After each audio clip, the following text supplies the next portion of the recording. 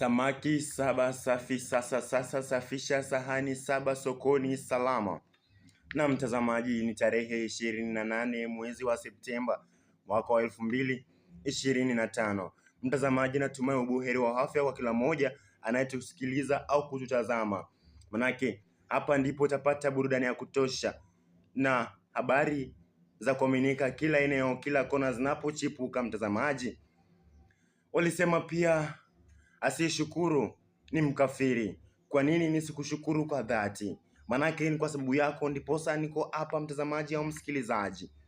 Naam, nahodha wenu wa leo si mwingine, ni mimi hapa Fabiano Nzombo Hassan Mbaji aka Daddy Cool Daddy.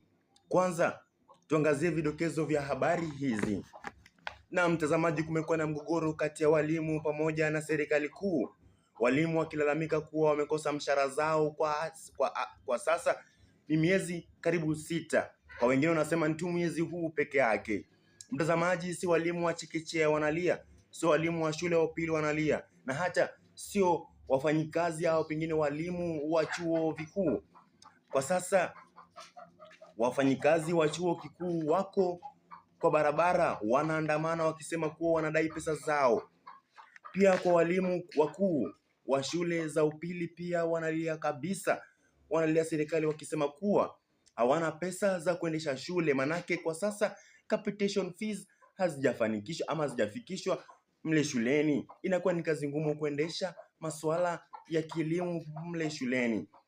Itawabidi wafukuze wanafunzi kwenda kuleta pesa ya chamcha. Hata hivyo pesa za chamcha hazitoshi, inawabidi waongeze juu pesa za remedial au kipenda pia motivation fees, ambayo pia inaleta tena mgogoro kati ya wazazi kwa walimu. Mtazamaji,